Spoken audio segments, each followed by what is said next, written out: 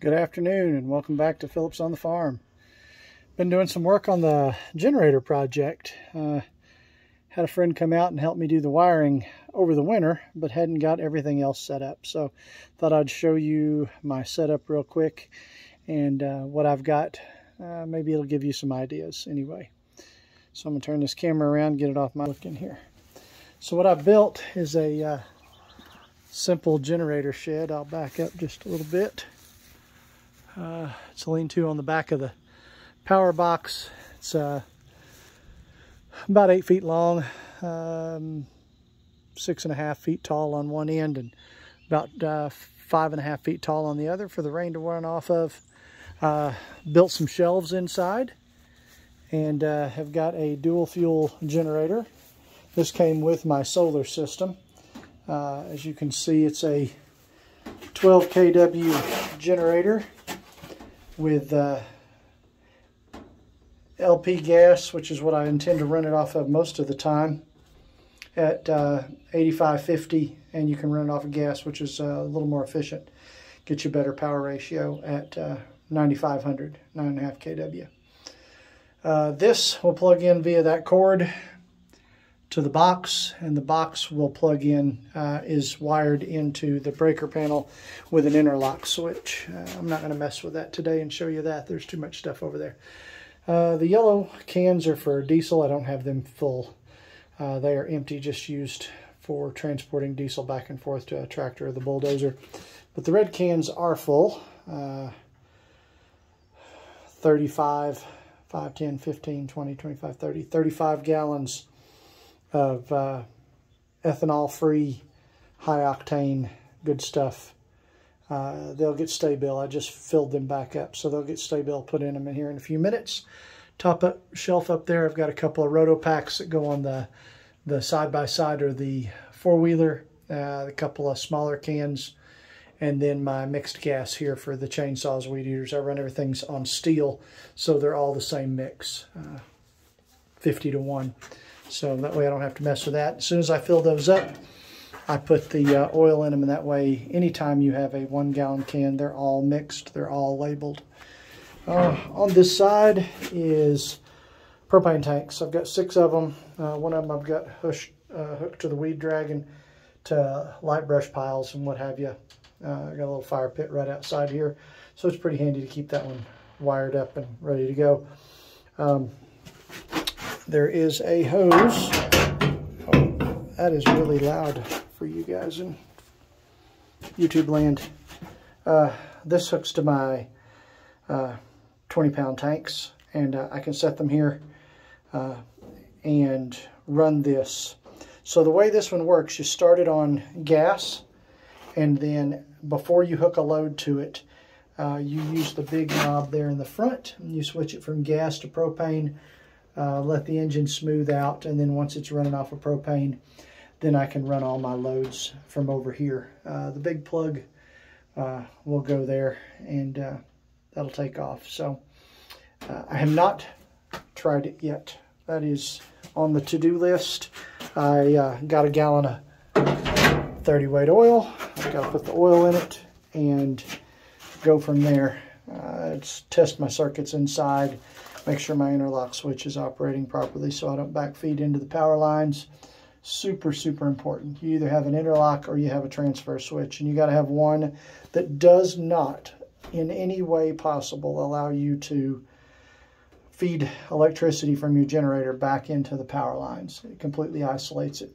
The other thing I have to do, because I run solar, is turn off the solar panels before I run the generator. I haven't figured out exactly why, but they very specifically told me that if I had to run the generator, I could not also run the solar panels. The solar panels actually require some small amount of electricity from the grid to operate, which seemed odd to me. I'm not sure I understand the entire system there, but that's another story for another day. So, but this is where I'm at for the generator right now. This will run 30 amps.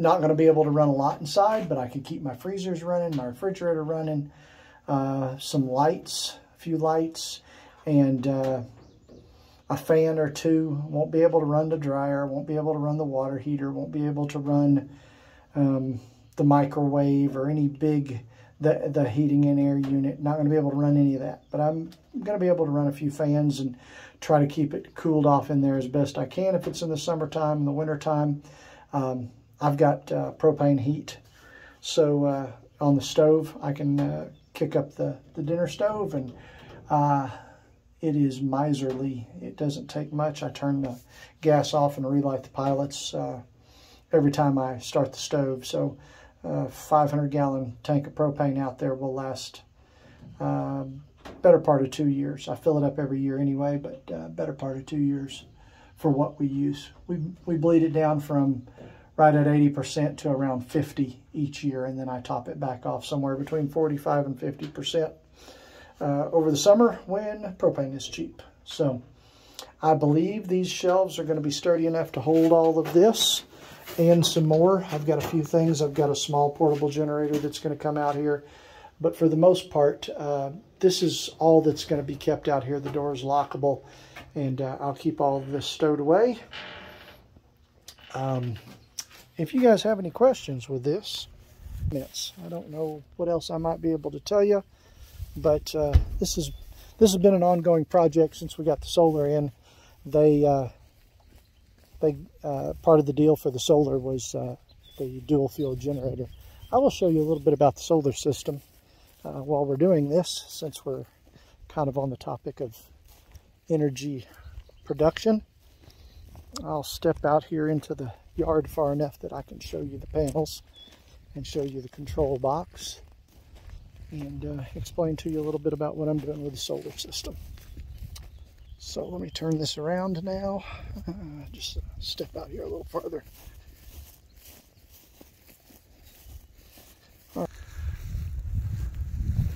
So I hope you guys can see that well enough. I believe 49 panels on the roof up there. A good sunny day, it produces about 4 times the electricity that I need for a day, even running the air conditioner and the electric hot water heater and all of that, somewhere in that neighborhood.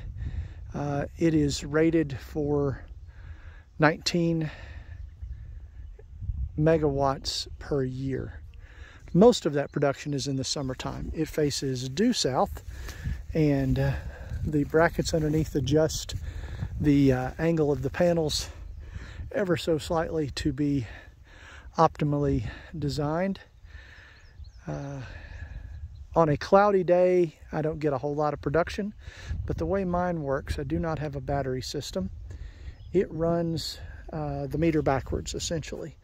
Carroll Electric, our local electrical cooperative, purchases my electricity at the same dollar rate that I buy it at, $1 for $1. So everything that I produce goes back into the grid, and my meter runs forward and backwards.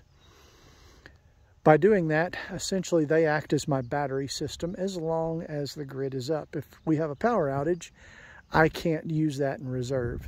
There is a battery system. The batteries are exorbitantly expensive. I'll just tell you, this system cost me close to $80,000, roughly. You say, oh my gosh, how do you ever pay that off? Well, most people's power bills go up. They just keep going up, and they'll keep going up, and they'll keep going up forever. There's no end in sight. Maybe someday we'll have some clean nuclear, or somebody will come up with something even better and safer that will replace that. But for right now, you can plan on most of your electricity going up year over year. My loan payment does not. My loan payment is just a little more than my power bill was each month. But at the end of this, and I'm working on paying it off early, at the end of this, I'll make essentially free power. As long as those panels up there work, the system is running, I will make power generation guaranteed at 19 megawatts per year until things start to wear out. And at the point that I've paid this off, my power is essentially free.